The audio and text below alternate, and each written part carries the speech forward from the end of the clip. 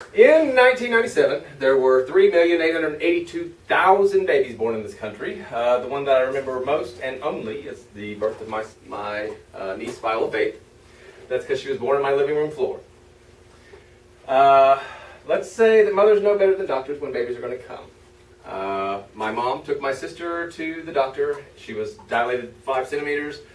Her contractions were 4 minutes apart. The doctor said, take her home. It's going to be at least 24 hours. My sister said, let me make it clear to you, I've had 3 children. This child is coming now. That is not the case. But the doctors went ahead and sent her home. So I lived in a 3rd floor apartment. No elevator. She climbed up 3 flights of stairs with my help. Mom was behind her. Entered my apartment, sat down on my couch, and proceeded to urinate, or so I thought, all over my couch and my carpet, which irritated me to no end until I found out that, in fact, she was not urinating. She had broken her water. So, and I don't want to tell you what being dilated 5 centimeters looks like when you're looking at your sister. So as she was screaming out, I realized that it was no potty accident, and I've seen dozens of episodes of ER, Marcus Welby for you old folks, Dr. Kildare for you really old folks, Grey's Anatomy for you younger ones, yeah, Emily Owens MD, blah, blah, blah. Anyway, so I knew exactly what to do, or so I thought.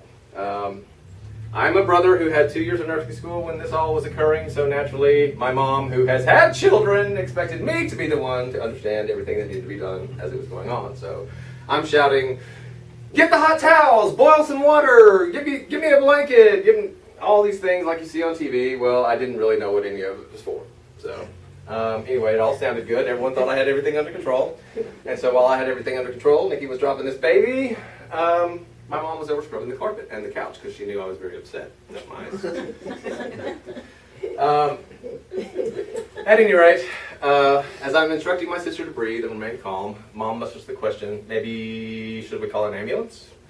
My mom is brilliant in situations of crisis. So I thought that was pretty awesome. She called the ambulance. Then after calling the ambulance, bringing the towels, boiling the water, doing all the things that I told her to do, she rushed to Nikki's side to hold her hand.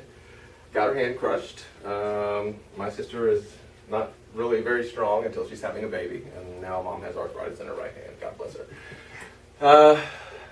Mom starts praying, and staring directly into my sister's no-no place. Thank God is a blocked memory. That's part of my PTSD, and I'll explain that in later speeches. But anyway, Nikki told me to get a blanket because she had a final push. She knew the whole thing was happening and what was going on. And she told me to get a blanket and get ready to catch the baby. What do you mean, catch the baby? I see the head, but why am I catching the baby? I'm going to deliver the baby softly like on TV, right? No, she said catch the baby. She wasn't kidding. This kid came out like a slimy little football at about the speed that Brett Favre would pass me a football. And that's exactly how she came out. She had goo all over her, and when I'm talking goo, it was like she was this pretty, nasty, little green, pinkish ball of snot. But I do remember from nursing school that I was supposed to clean her off and get the stuff out of her mouth and spank her bottom. So I cleaned her off, got the goo off, cleaned the stuff out of her mouth, but I couldn't spank her bottom because it didn't seem like the good uncle thing to do to spank her on her first day here. So I had decided to tickle her feet. That made her mad to this day. You cannot tickle Faith's feet. She gets what I call the red Indian. She gets really, really angry. Once Faith was all cleaned up and Nikki laid her lazy butt on the floor like she had absolutely nothing to do, here was this new kid, Faith was all wrapped up in her mama's arms. The paramedics decided to knock on the door right when everything was all over.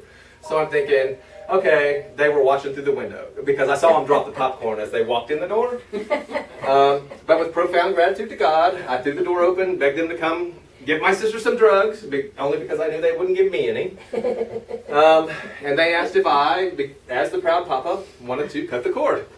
Awkward! I explained to them I was not the proud papa. I was in fact the uncle, and they let me cut the cord anyway. So then I rode in the ambulance with my sister to the hospital. She screaming all the way, me screaming because they wouldn't give me drugs. But and once there, I explained, once we were at the hospital, I explained who I was, what I'd done, who they were, and oh yeah, that's my sister and the baby, you might want to take care of them. So they actually let me sign off on the birth certificate as the delivering physician, and I thought that was pretty awesome. It still stands today. Her doctor looked a little nervous, kind of like that, oh God, you're going to sue me look. Mm-hmm. But I just thanked her for all that she had done, all that she was doing, and Mom and I gave thanks for how everything turned out, and that God helped us safely deliver my beautiful niece, Faith. And that's actually where the Faith part of her name comes from. Viola is after my grandmother, and Faith is because Faith is what brought us through the situation. But please, do not try this at home.